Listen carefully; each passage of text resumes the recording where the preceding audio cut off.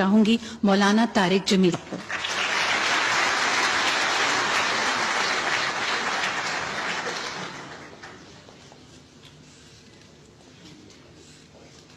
آ سکتا ہوں؟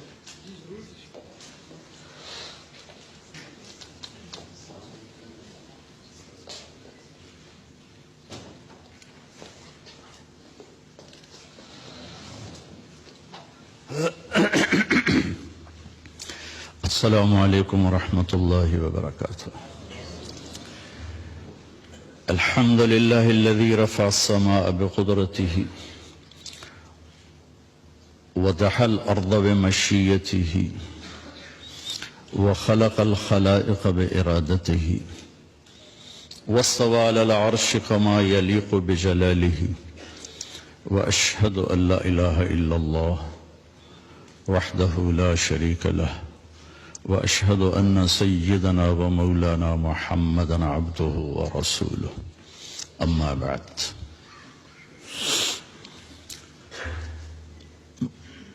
جناب محترم چیف جسٹس صاحب، میں نے ترتیب بدلی ہے، وزیر اعظم صاحب آپ کو دوسرے نمبر پہ لیا ہے کہ آپ کو اللہ پہلے نمبر پہ رکھتا ہے، میں نے بھی پہلے نمبر پہ رکھا ہے۔ اور جناب وزیر صاحب،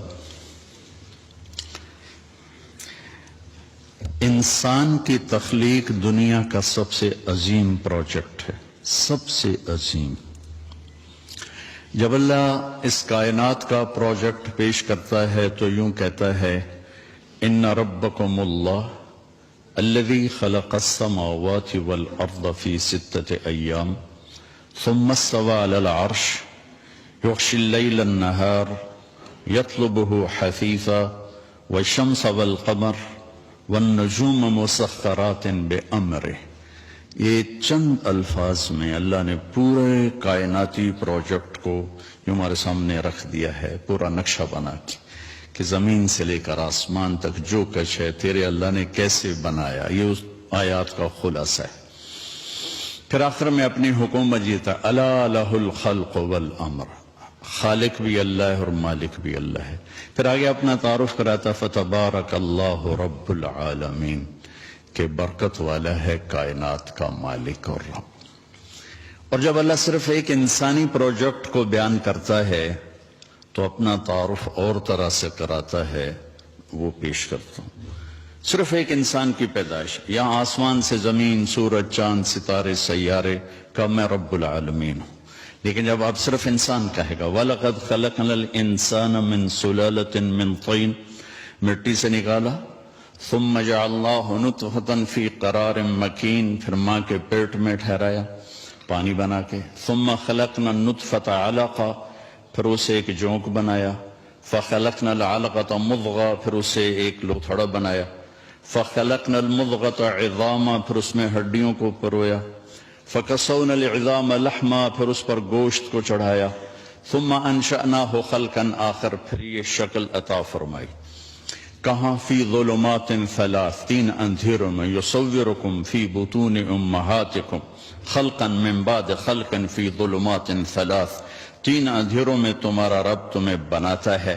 اب اپنا تعارف کراتا ہے، فتبارک اللہ احسن الخالق، کیا کہنے تیرے رب کے جو سب سے خوبصورت بنانے والا ہے۔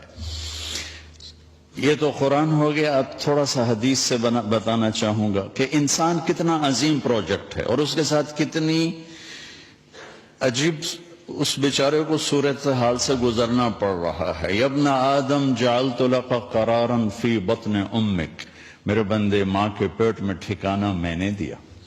وحولت وجہک الی ظہر لئلا تضرک رائحۃ الطعام، اور تیرے سسٹم اور تیری ماں کے پیٹ کے سسٹم کو جدا کر دیا تاکہ ماں کے پیٹ میں جو غلاظت جمع ہوتی ہے اس کی بدبو تجھے پریشان نہ کرے۔ وعلمتک الجلوس فی بطن امک فہل یقدر علی ذلک احد غیری، اور تجھے ماں کے پیٹ میں نے بیٹھنا، کھیلنا، چلنا، حرکت کرنا سکھایا، کیا تیرے رب کے سوا کوئی اور بھی یہ کر سکتا ہے؟ فلما ان تمت مدت اشہرک، جب تیرا دنیا میں آنے کا وقت آیا اوحیت الی الملک الموکل بالارحام، ایک فرشتے کو بھیجا، فاخرجک علی ریشۃ من جناحہ، اس فرشتے نے پر پھیلائے اور اللہ تجھے ماں کے پیٹ سے لایا، خلقہ فقدرہ ثم السبیل یسرہ، کہ پھر تیرے رب نے تیرے آنے کا راستہ آسان کیا، اور جب تو آیا تو فرشتے کے پر پہ آیا، جب تو آیا تو لا لک سن تقطع، تیرے منہ میں دانت نہیں کاٹ سکے، ولا لک ید تبطش، تیرے ہاتھ میں طاقت نہیں تو پکڑ سکے، ولا لک رجل تمشی، تیرے پاؤں میں جان نہیں تو چل سکے، جب تو ایسا تھا کہ بول نہیں سکتا، پکڑ نہیں سکتا، چکھ نہیں سکتا، کاٹ نہیں سکتا، ادرت لک عرقین رقیقین ینبعان لک لبنا خالصا دافعا فی الشتاء وباردا فی الصیف فهل یقدر علی ذلک احد غیری، پھر جب تو ایسا بے بس تھا تو میں نے تیری ماں کی چھاتی سے دودھ کے چشمے نکالے جو تمہیں خالص دودھ پلاتے رہے، حولین کاملین، 2 سال تیرے لیے دودھ کے چشمے اللہ چلاتا رہا، کیا کوئی اور بھی ایسا کر سکتا ہے؟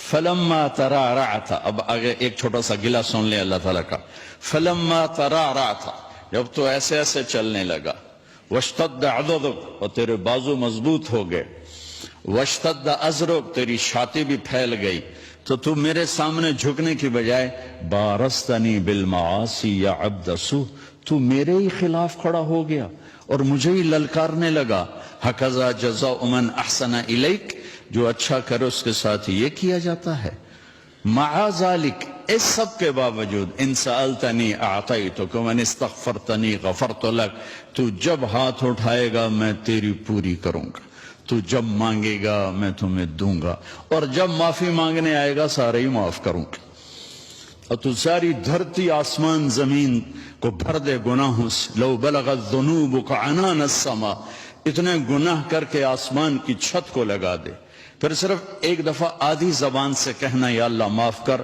تو غفرت لک ولا ابالی، میں تیرے سارے معاف کروں گا اور مجھے کوئی پوچھنے والا نہیں ہے۔ اب میں یہ بتانا چاہتا ہوں کہ اتنے بڑے پروجیکٹ کو پاکستان میں کن بنیادوں پہ پیدا کیا جا رہا ہے؟ یہ بچہ پیدا نہ ہویا تو سس مینو کی آکھے گی، اتنا بڑا پروجیکٹ ہے، اگر میں غلط کہوں تو مجھے وہیں ٹوک دیں، یہ میرا بیٹا بیٹی پیدا ہوئی تو میری تو سس سے مینو نہیں چھڑنا، سال گزر گیا ہے، بچے کے عنوان نہیں، اب ساس کے شروع تو ہے ہی، شروع تو یہ ہو جائے ان تو ہونا ہی کوئی نہیں، اب میاں بیوی پریشان ہو رہے ہیں، بچہ پیدا، کتنے بڑے پروجیکٹ کو پیدا کرنے کا سبب حضرت کہ سس کی آنکھیں گی تو سورا کی آنکھے گا تو نندوئی کی آنکھے گا، نندا کی آنکھن گیاں، یہ ایک بہت بڑا ظلم و ستم ہے بچے کے پیدا کرنے کا سبب۔ آپ دیکھیں میں دیہاتی آدمی ہوں، دیہات سے میرا تعلق ہے، یہ میرے دیہات کی پیدائش اسی پر ہو رہی، اور لڑکا کیا کہتا ہے اگر اولاد نہ ہوئی تو میرے دوست کہن گئی اس کے تو پلے ہی ککھ نہیں، یہ تو ہے ہی ویلا، لہذا وہ چڑھ جاتا ہے پھر حکیموں کے ہتھے، شباباور گولیاں، لگتا ہے پورا پاکستانی بیمار ہے، سورے پاکستان کی دیواروں پہ لکھا ہوا ہے شباباور گولیاں۔ تو دوسرا سبب کیا ہے جو میں دیہات کا بتا رہا ہوں، میں دیہاتی ہوں، کہ 5 پتر ہو گئے نا بس مینو پھر کوئی پرواہ نہیں، کما کے لے آون گے مینو کھواون گے، مزدور آدمی، غریب آدمی، اسے کوئی پریشانی نہیں ہے کہ بچے 2 یا 6 یا 50، وہ کہتا جتنے زیادہ اتنے ہی ٹھیک ہے، کیونکہ میری مزدوری بنے گی اور میرا گھر چلے گا۔ تو وہ کہتا ہے جتنے آ جاون اتنے مزدور، 5 بچے 5 مزدور، 10 بچے 10 مزدور۔ ابھی چند دن پہلے وہ ایک ہمارے گاؤں کے 10 بچے ہو گئے آدمی کے، میں نے کہا اپنی بیوی دا آپریشن کرا، اگر جو آدھی میں نہیں کریں دی تو اپنا کرا۔ تو میں حقائق پہ بول رہا ہوں کہ انسان کتنا قیمتی ہے، میں نے آپ کو قرآن سے بتایا میں نے آپ کو حدیث پاک سے بتایا. لیکن پاکستان میں اس پروجیکٹ کو بنانے پر کتنا بڑا ستم ہے. سبب کیا ہے؟ سس کی آکھے گی، سورا کی آکھے گا، میرے دوست منو کی آکھن گے تو پلے کچھ نہیں ہے. اور غریب کیا کہتا ہے؟ 10 کٹھے ہو جاؤں گے، دیہڑیاں کر کے لے آؤں گے میری روٹی. مالدار طبقہ کیا کہتا ہے؟ میری جائیداد کا وارث پیدا ہو جائے. میری جائیداد کہاں جائے گی؟ میں نے اتنے بنائے، میرے اتنے پروجیکٹ، میری اتنے ملے، ان کا وارث کون ہوگا؟ اگر کوئی بچہ نہ ہوا تو پھر وراثت کوئی اور لے جائے گا، وراثت دوسرے لے جائے گے. تو ان ساری چیزوں کے پیچھے جو سبب ہے جناب عزت مآب، وہ جہالت ہے. آپ کانفرنس کر رہے ہیں اسلام آباد میں، مسئلہ درپیش ہے پنجاب، سندھ، کے پی کے اور بلوچستان کے دیہاتوں کا کہ وہ لوگ، ان تک علم پہنچا ہی نہیں. اور میرے رب نے اپنے حبیب کو کہا الم نشرح لک صدرک وعلمک ما لم تکن تعلم. میرے محبوب، میں نے آپ کو کتنا بڑا علم دیا کہ آپ کا سینہ کھول دیا، اور میں نے آپ کو وہ بتایا جو آپ جانتے نہیں تھے. میں نے آپ کو اتنا دیا، اتنا کسی کو نہیں دیا. الم نشرح لک صدرک. پھر اللہ اپنے نبی سے کہہ رہا ہے وقل رب زدنی علما. میرے محبوب آپ مانگیے میں آپ کو علم دوں، زیادہ علم دوں، فوج دوں، لشکر دوں، یہ نہیں کہا کہ مجھ سے مانگیے میں آپ کو زیادہ علم دوں. پہلی وحی میرے رب کی میرے نبی پر اتری اور سمت کو پیغام دے گے اقرا بسم ربک الذی خلق خلق الانسان من علق اقرا وربک الاکرم الذی علم بالقلم علم الانسان ما لم يعلم. اور اس سے پیچھے حدیث کو کٹیں تو 5 دفعہ اقرا آیا ہے. اقرا، جبریل ایسے شیٹ لے کر پڑھیے یا رسول اللہ. اقرا ما انا بقارن، مجھے پڑھنا نہیں آتا. فضمنی حتی بلغ من الجحد، کہ مجھے زور سے دبایا اتنا کہ میری پسلیاں درد کرنے لگی. اقرا 2 دفعہ. ما انا بقارن، مجھے آتا نہیں. فضمنی حتی بلغ من الجحد، پھر زور سے بھینچا یہاں تک کہ مجھے پسلیاں درد کرنے لگی. یا رسول اللہ اقرا. پہلی دفعہ بھی ہو سکتا تھا. 3 دفعہ اقرا جبریل کی زبان سے، 2 دفعہ اقرا میرے رب کی زبان سے. میرے دیس کا مسئلہ پلاننگ سے پہلے علم ہے، علم ہے، علم ہے، علم ہے.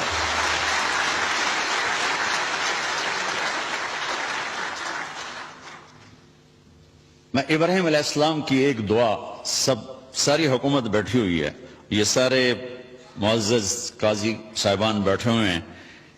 ایک دن کا عدل طارق جمیل کی 60 سال کی بندگی سے بہتر ہے. ایک دن کا عدل، ایک دن کا عدل. عدل یومن، عدل یومن،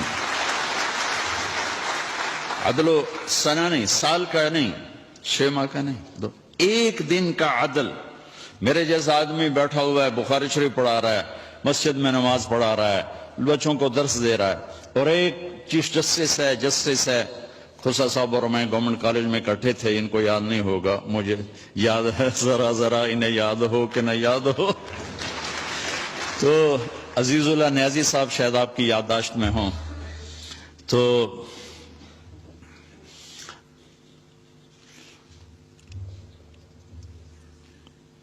ابراہیم علیہ السلام کی ایک دعا بتانا اجازت چاہوں گا. ابراہیم علیہ السلام نے جب مکے کی بنیاد رکھی تو 3 دعائیں مانگی. یہ 3 دعائیں کسی بھی فلاحی ریاست، مجھے یہ اینکر کہنے لگا کہ سوال جواب میں نا کہ کیا وزیر اعظم صاحب پاکستان کو فلاحی ریاست مدینے والی بنا دیں گے؟ میں نے کہا بنانے والا تو اللہ ہے، ہم تو تنکا بھی نہیں اٹھا سکتے اپنی طاقت سے. ہاں حکمران کی نیت کا اثر ضرور پڑتا ہے. اور یہ پہلا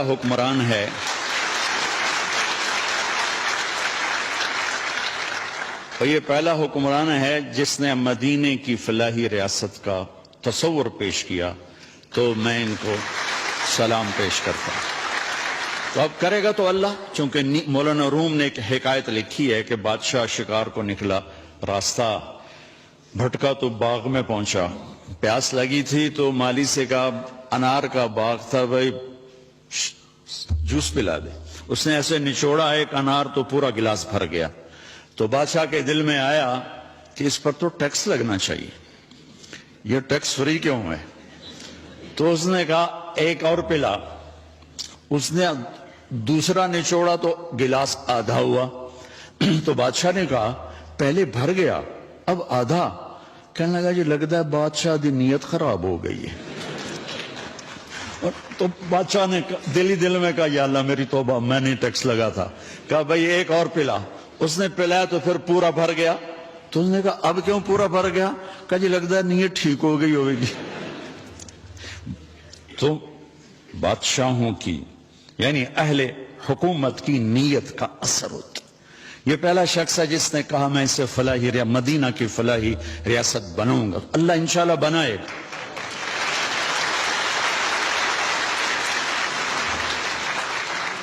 ہم یہ کیوں کہیں کہ نہیں ہو سکتا؟ کیوں نہیں ہو سکتا؟ انما امرہ اذا اراد شیئا ان یقول له کن فیکون. فسبحان الذی بیدہ ملکوت کل شیء والیہ ترجعون.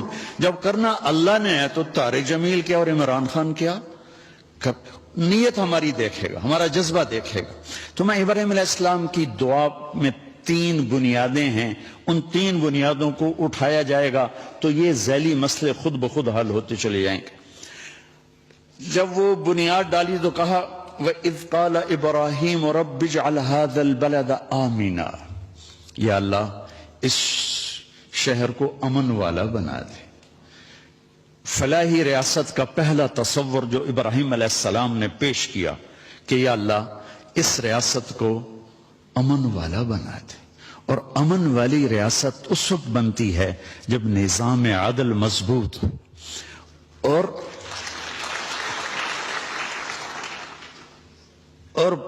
پولیس مضبوط ہو.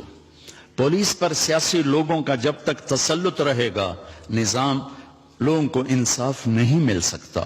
اور قانون آپ کے جج حضرات سے سنا ہے کہ ہمارا قانون بہت کمزور ہے، بہت کم سالوں گزر جاتے ہیں ایک کیس کا فیصلہ ہوتے ہوئے. اس میں کیا کرنا چاہیے؟ یہ سارے فاضل جب صاحبان یہ بہت بڑی ہمارے پاس اللہ کی نعمت ہیں، ان کے ذمہ جو کام نہیں وہ بھی کرتے رہتے ہیں. سبحان اللہ. سلام ہے آپ. تو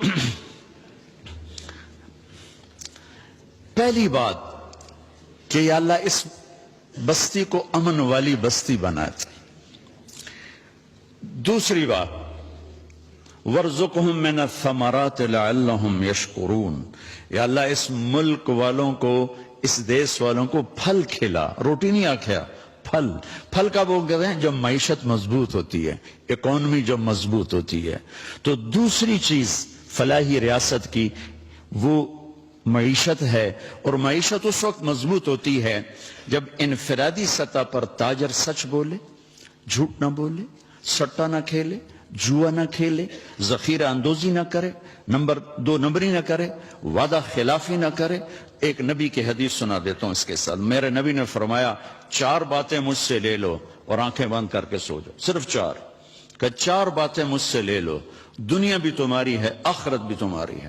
4 اذا كانت فيك ما ضرك ما فاتك من الدنيا حفظ امانت، صدق حدیث، حسن خلیقت، عفت فی طعمت.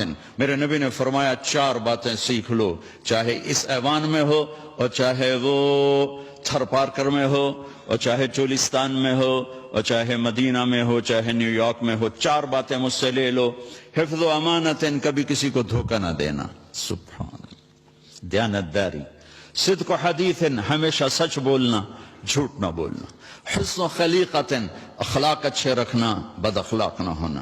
عفت فی طعمت، رزق حلال کمانا، حرام نہ کمانا. تو معیشت مضبوط ہوتی ہے انفرادی سطح پر تاجر سچ بولے، صحیح تولے، ملاوٹ نہ کرے، کھوٹ نہ ہو، ذخیرہ اندوزی نہ ہو.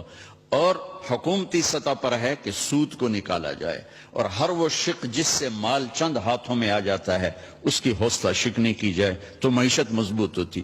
تیسری فرمائی ربنا وابعث فیہم رسولا منہم یتلو علیہم آیاتک ویعلمہم الکتاب والحکمت ویزکیہم انکا انت العزیز الحکیم. اللہ ان میں کوئی بھیج ایسا اپنا بندہ جو انہیں علم سے آشنا کرے، جو انہیں علم سے آشنا کرے، جو انہیں علم سے آشنا کرے، جو ان کا تزکیہ کرے، جو انہیں علم سکھائے، انہیں کتاب کا علم دے، انہیں حکمت کا علم، کائناتی علم بھی دے، دنیاوی علم بھی دے، دینی علم بھی دے، اخلاقی علم بھی دے، اور ان کے اخلاق کو خوبصورت بنائے۔ تو یہ 3 بنیادیں ہیں جناب چیف جسٹس، کہ امن ہو، معیشت مضبوط ہو، اور علم ہو، اور ان دونوں کی ماں علم ہے۔ علم ان سب پہ سر فہرست ہے، کہ علم انفرادی سطح پر چور کو چوری سے روکے گا۔ وہ یہ کہے گا اللہ دیکھ رہے۔ حضرت عمر رضی اللہ عنہ کا دور ہے، اور ایک اب رات کو گشت کر رہے ہیں، تو ایک ماں بچی سے کہہ رہی دودھ میں پانی ملا دے، تو وہ کہتی ہے امیر المومنین عمر نے روکا ہے۔ وہ کہتی ہے عمر کون سا دیکھ رہا ہے؟ کہ وہ تو نہیں دیکھ رہا، عمر کا رب تو دیکھ رہا ہے۔